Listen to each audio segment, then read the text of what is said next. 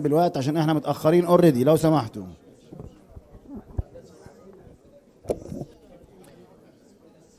بسم الله الرحمن الرحيم. بداية احنا بنحب نشكر زملائنا في قسم أطفال مستشفى جنة العام ورابطة أطفال جنة على المجهود الكبير وإصرارهم على انعقاد المؤتمر الثالث للرابطة، مجهود كبير وإن شاء الله موفقين دايما. بنحب ان احنا نقدم استاذتنا الاستاذ دكتوره منى ابو القاسم اتكلمنا على ويزر اور ازماتيك. اتفضل. السلام عليكم ورحمه الله.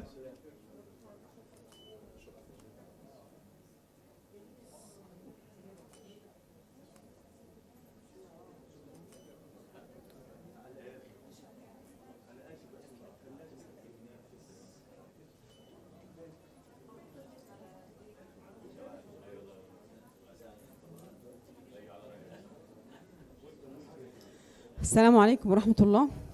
هنتكلم النهارده عن ويزر او ازماتيك. طبعا احنا الريسبيراتوري سيستم من السيستمز مهمه جدا عندنا في كل الاماكن، بس احنا عندنا مشكله صغيره ان احنا بالنسبه لنا كله اسمه شيست انفكشن يعني، وكله ممكن يبقى اسمه ازمه، ويعني مدخلين الامور في بعض.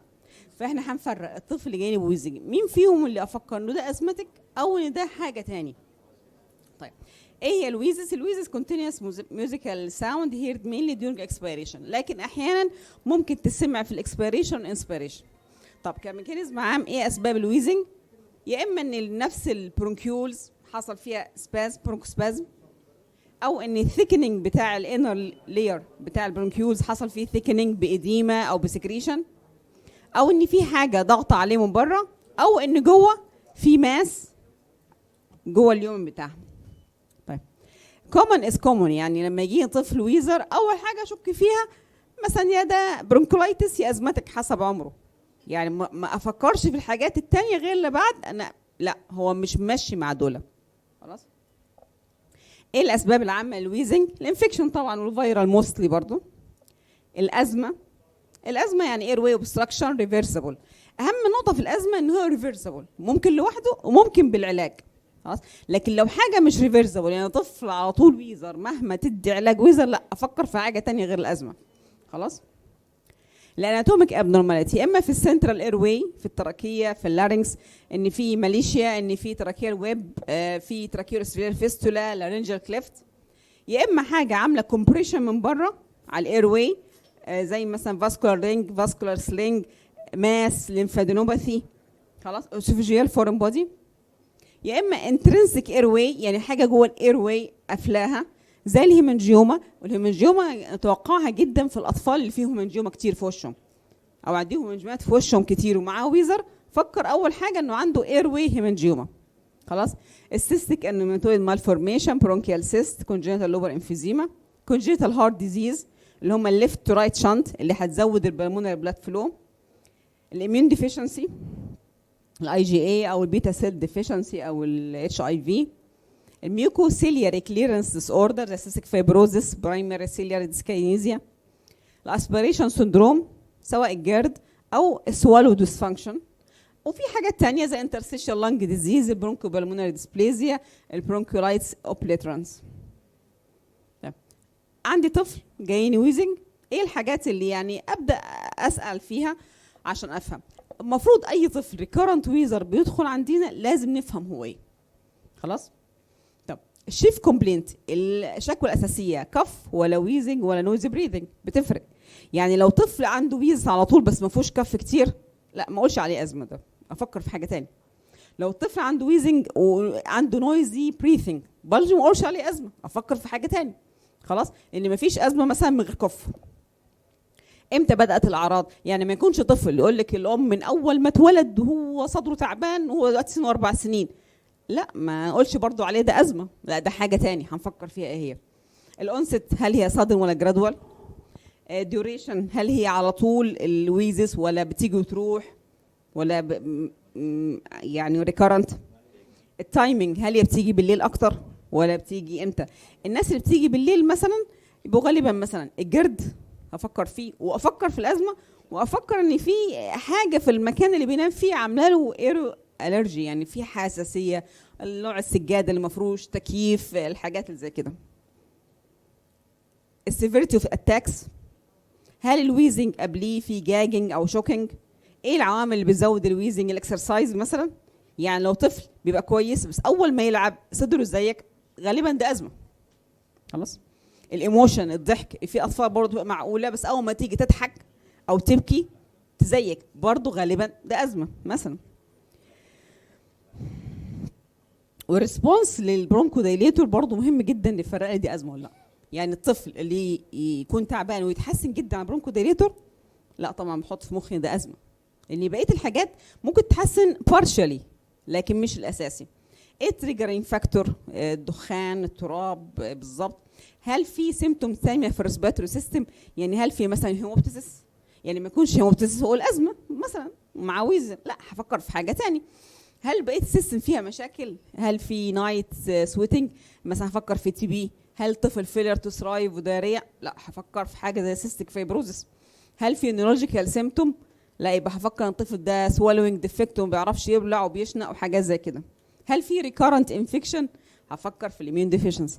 لذلك مهم قوي لما تجينا حاله شيست نفهم يعني او نفرق ونفهم الام ده انفكشن ولا ده ويزر، عشان لما ابقى ريكارنت ابقى اعرف انا امشي في سكه الريكارنت انفكشن وريكارنت ويزر، لان كل واحد ليه طريق. احنا يعني عاده يعني ناخدها بمحبه ان كلهم شبه بعض. يعني ايه الباست هيستوري مهم؟ الهيستوري في بيرث، دخل حضانه ما دخلش، كان بريتيرم، اتحط على فينت. ايه الميديكال كونديشن اللي حصلت معاه القويه من ساعه ما اتولد؟ يعني ممكن الطفل يكون عنده كونجنتال هارت وعامل عمليه وهو جرح صغير على الجنب كده والام ما تقولكش اصلا، يكون هو ده سبب المشكله الويزر اللي عنده مثلا. هل في شوكينج؟ هل في كونجنتال هارت فيلير؟ هل في اميون ديفيشنسي؟ هل في انفكشنات في اماكن تانية بتحصل له مثلا الطفل ده؟ عمل عمليه قبل كده، دخل بيكيو، النمو بتاعه مهم جدا، وزنه وطوله مهم جدا، لان الطفل ازماتيك بيبقى الديفلوبمنت بتاعه كويس، وزنه كويس وطوله كويس. عكس كده بقى مش ممكن يكون ازمه. ايه بياخد ادويه؟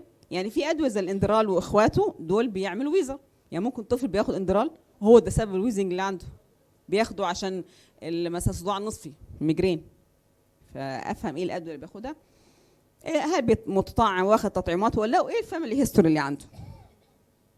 ابص على الطفل فيه كلابينج ساينوزس، هل في شكاوي على طول في الانف، ساينوسايتس، نزل بوليب، على طول في راينايتس ميوكويد كده، هل في اعراض الهارت فيلير، هل الويزس فيكسد كونتينوس يعني بسمعها دايما في مكان معين ولا هي ماليه الشيست وكل حته. ايه الفيتشر اللي تقول لي الطفل ده ازماتيك غالبا؟ خلاص. intermittent episode of wheezing اللي هي غالبا بتيجي بعد upper respiratory infection, weather change, exercise. يعني الطفل اللي يجي بعد يعني دايما الازماتيك لما بيجيهم upper airway common cold بيخشوا في attacks. السيزونال فاريشن برضو ازماتيك، في الشتاء اسوأ من الصيف. الفاميلي هيستوري في ازمه او اتوبي، يعني عندهم حساسيات غير الازمه. يعني جود ريسبونس تو ازمه ميديكيشن. حاجه الخامسه البوزيتيف ازمه بريدكتيف اندكس. البوزيتيف ازمه بريدكتيف اندكس ده كده حاجه عملوها عشان الطفل اقل من 3 سنين ابقى عارف غالبا ده هيطلع ازماتيك ولا لا. اول حاجه طفل يكون جاله في اخر سنه 4 مرات ويزنج، منهم مره ان في دكتور قال له ده فعلا في ويزر، لان الام ممكن في البيت تقول اي حاجه، يعني ممكن الطفل لو مسكوم قوي سمع اصوات تقول لك بيزيك وهي قصه فوق، يعني يكون في مره فينهم ان في يعني فيزيشن كونفيرمد ابيسود ان دي ويزر مع واحده ميجور كرايتيريا او 2 ماينور. الميجور ان يكون الاب او الام عندهم ازمه، ان يكون في اتوبيك ديرماتايتس، ان يكون في الرجيك سنسيزيشن للحاجات الايرو، يعني شم تراب بتيجي له ازمه، شم مش عارفه ايه، مسك كلب، الحاجات دي يعني لما بيشم حاجه بتيجي له ازمه. الماينور كرايتيريا ان هو عنده الرجي بس للاكل، وان الويزنج ملهاش دعوه بالادوار البرد، يعني هو في النص مفيش دور برد ولا حاجه زيك شويه، وان الاوزونوفيل اكتر من 4%. البوزيتيف اندكس دي معناها ان 75% من الاطفال دول هيجيهم ازمه، لو نيجاتيف 5% بس هيكونوا ازماتيك بعدين. دي برضو حاجه سيمتوم باترن ان تشككني للطفل ازماتيك ولا لا. يعني الطفل يجي له دور برد بيطول اكتر من 10 ايام وتيجي له اكتر من 3 ابيسود في السنه، وبين الاتاكس في ويزر، ده غالبا موستلي انه هيكون ازماتيك.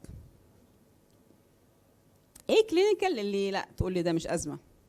اول حاجه الريسبونس ميديكيشن، انا بدي كل حاجه وما فيش ريسبونس، لا غالبا ده مش ازمه. الهيستوري بدا من نيونيتال وبرينيتال بروبلم والويزنج مستمر من ساعتها وان في مشكله، لا يا برضه مش ازمه. الويزنج مرتبطه بالاكل او الترجيع، يبقى ده مش ازمه برضه. افكر ان في حاجه في ريفلكس، افكر في حاجه سوالوينج ديفكت. الطفل ان هو فجاه حصل له شوكينج او حاجه زي كده ان في فورن بودي. على فكره احيانا الفورن بودي مش شرط يظهر من اول يوم او من اول ما بيحصل، يعني احيانا طفل على الفورن بودي يجي لك تاني ثالث يوم رابع يوم، واحيانا فترات اطول. خلاص. ويزنج بس الكف مش كتير. الازماتيك لازم يكحوا كتير، لا ما كحش كتير ويزر الاكتر، لا برضه افكر ان ده مش ازمه.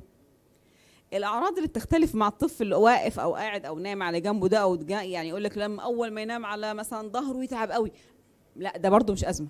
ده في معنى حاجات زي الماليشيا كونجنت انومالي فاسكولار رينج، او ان الطفل النمو بتاعه مش كويس وبور ويت جين وانفكشن في اماكن تانية وخاصه لو ساينس لو اير، لا ده برضه مش ازمتك.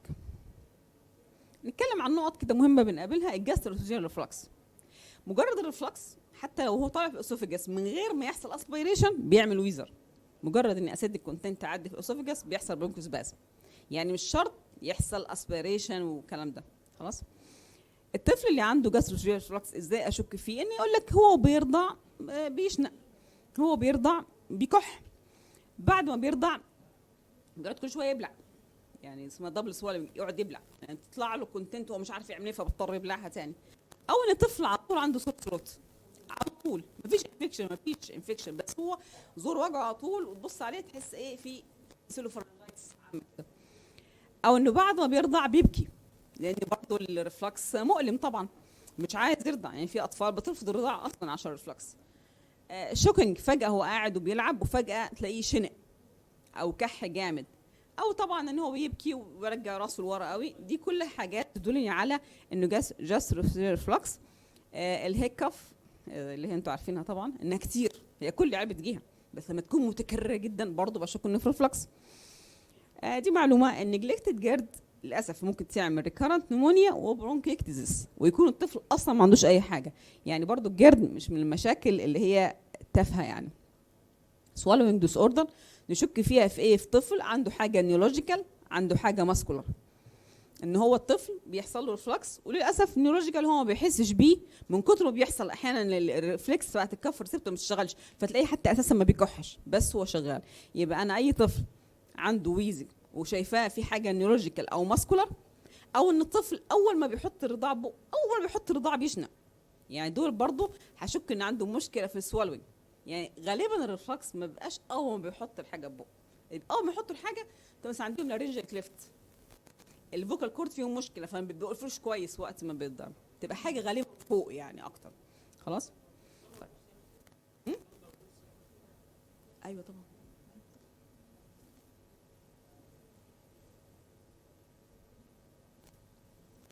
البروتراكتد بكتيريال برونكايتس ده ترم جديد. ده اللي هو الطفل ايه؟ الطفل اللي يقعد يكح فتره طويله مثلا اسبوعين وكويس جدا، وتسمع وما تسمعش عليه اي حاجه، او تسمع بسيطه ورونكاي والولد كويس جدا، وغالبا بيجي بعد الكومن كولد. خلاص. وذ كف، يعني يقول لك في سكريشن، الام بتقول لك ده غالبا الترم بتاعه بروتراكتد بكتيريا برونكايتس، وده بيحتاج ياخد انتي بايوتيك، لان لما عملوا لافاج الاطفال دي كله موجود ستريبتو نمونيا او ميروكزيلا او هيمورفوس انفلونزا، وبياخد انتي بايوتيك لمده اسبوعين، اللي هو الطفل هيلسي وكويس ومش مسموع عليه حاجه او مسموع حاجه بسيطه بس فعلا بيكح وفعلا وذ كف، وغالبا بعد الكومن كولد بتيجي. دي حالات. الحاله الاولانيه دي بنت سنها 4 سنين على طول ويزر وكف، تاخد علاج تتحسن شويه وترجع تاني، وبتاخد علاج الازمه كويس بس مفيش تحسن. ما بتيجي تسمع الشيست بتاعها في بس ديكريز انتي على ناحيه واحده، وفيها الم كده على الناحيه اليمين لاترال ابدومين. خلاص. النمو بتاعها كويس واكسجينها كويس وما فيهاش حاجه كارديولوجي، بس فيها هيباتوميجالي. خلاص.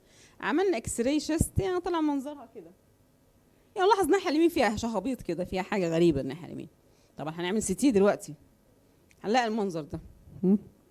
شايفين مع الرايت لانج مفيش رايت لانج تقريبا، الرايت لانج حاجه صغيره خالص كده اللي فوق دي، والباقي كله سيست. خلاص. ده اسمه congenital pulmonary airway malformation، اللي هو كان زمان اسمه cystic adenomatoid malformation، يعني اسمه ده اتشال وبقى ده الاسم الجديد. congenital pulmonary airway malformation ده عندي حاجه congenital بس ظهرت على سنه رغم انها congenital، يعني سنه 4 ظهرت بعد سنه، اخر 3 سنين بنت على طول ويزر كده. يعني قصدي ان برضو الحاجات الكونجنتال ممكن ما تبانش من اول يوم، يعني احيانا بتبقى كمان في سن اكبر. يعني برضو يعني لما ناخد هيستوري على بعض كونجنتال بقى من الاول فعلا. يعني كان عندنا ولد اسمه ريان ده اللي كان كونجنتال شهرين اتحجز 300 مره في المستشفيات دي كبيره.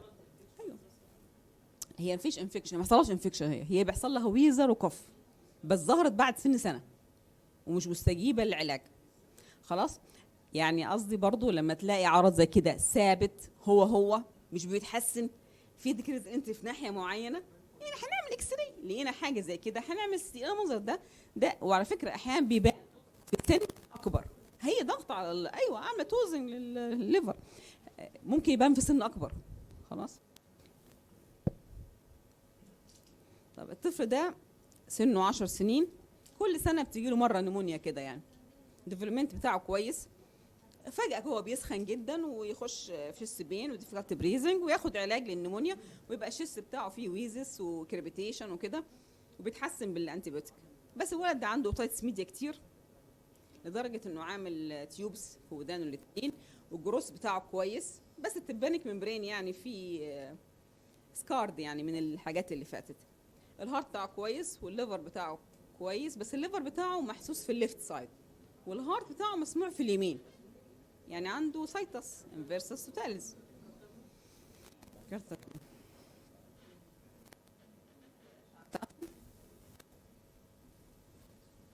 اللي هو برايمري سيلياري ديسكينيزيا. البرايمري سيلياري ديسكينيزيا يعني السيليا بتاعه الجهاز التنفسي ما بتشتغلش كويس، فبدل ما بتطرد لبره لا هي بتخلي لجوه. وعندهم المشكله انف، بقى عندهم نيزل بوليب، بقى عندهم ساينوسايتس على طول، وما عندهم مشكله في الاذن برضو اوتايتس ميديا متكرره.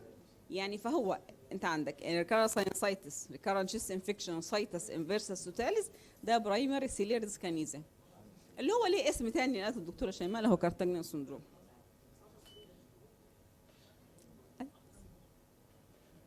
كبير ايوه، يعني قصدك ليه مش بدري؟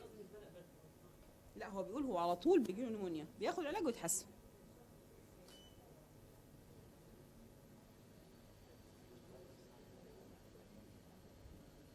طب ده طفل سنه 10 سنين بيكح على طول، يعني بيكح بالليل اكتر، بيكح بعد ما بيلعب وما يقدرش يلعب قوي، صحته العامه كويسه وبينمو كويس وما فيهوش اي مشكله تانية ومش بيجي له انفكشن. وعندهم في الهيستوري اللي ناس ازماتيك واللي ناس عندهم سيستيك فيبروزس، بيجي في الشتاء وبيتعب زياده، ده ممكن نقول عليه ده ازمه عاديه خالص، ده بتقول الدكتور. طيب بنتي دي 5 سنين، مامتها ودتها الحضانه وكان عندها دور برد بسيط، يعني من ساعه ما جابتها الحضانه هي بتكح جامد، وعلى بالليل الكحه زادت جدا معاها. وتاني يوم ودتها الاستقبال، مفيش سترايدر، مفيش اوديبل ويزل، بالسماعه في شويه ويز بسيطه، اكسجينها كويس وامورها العامه كويسه. برضو دي نشك في ايه؟ يعني هي كان عندها دور برد بسيط بس رجعت بكف كتير جدا وزادت مع الوقت وزادت قوي بالليل، ما خدتهاش تنام. دي فورن بودي. السادن هيستوري بتاع الكف واللي بيزيد ده فورن بودي، حتى لو عنده برد عادي، هو ايه المشكله هو عنده برد وفورن بودي يدخل له يعني. فدي ما يعني برضو لما ناخد هيستوري من الاهل ناخده كويس، خاصه الطفل كان بعيد عن اهله في حضانه او قاعد مع عيل صغير او الى اخره يعني. ممكن ما حدش شافه ساعتها مثلا يا دكتوره، مثلا قاعد ما حدش شافه، يعني حتى لو ما قالكوش هيستوري اوف شوكينج، بس كونه كان قاعد بعيد عن اهله وما كانش فيه القصه دي، جات له لقيته بالطريقه دي. هو لو دور برد كان كحه عاديه، بس الكورس بتاع الكحه كان كتير وبتزايد مع الوقت، ولما سمعنا عليه ويزن بس مثلا. المهم هو اي طفل تجي له اعراض فجائيه لازم نشك في الفورن بودي until proved otherwise. دي 5 سنين، لا دي اخر حاله، ده 10 سنين عنده نمونيا متكرر معاه من سنتين، وهو بيجي له نمونيا على طول. بس الولد ده الجروس بتاعه قليل جدا. الولد ده عنده مشاكل في الساينوسايتس كتير، وعنده دايما ميوكاس سكريشن من مناخينه ونزل ديسشارج. انا دلوقتي هاخد منه هيستوري، ايه الحاجه اللي اسال عليها؟ يعني عنده نمونيا على طول، وعنده نيزل ساينوسايتس، ووزنه قليل. هسال عن الجي اي تي اخباره ايه. هلاقي طبعا عنده دايريه، هقول عليه ان هو سيستيك فايبروز. والفرق بين السيستيك فايبروز وبرايمري سيليك سنيزيا ان السيستيك فايبروز هو اللي فيه جي اي تي، الثاني ما فيهوش جي اي تي. هما الاثنين فيهم نيزل، بس البرايمري سيليك سنيزيا هي اللي فيها يعني اوتايتس ميديا ريكارنت كتير.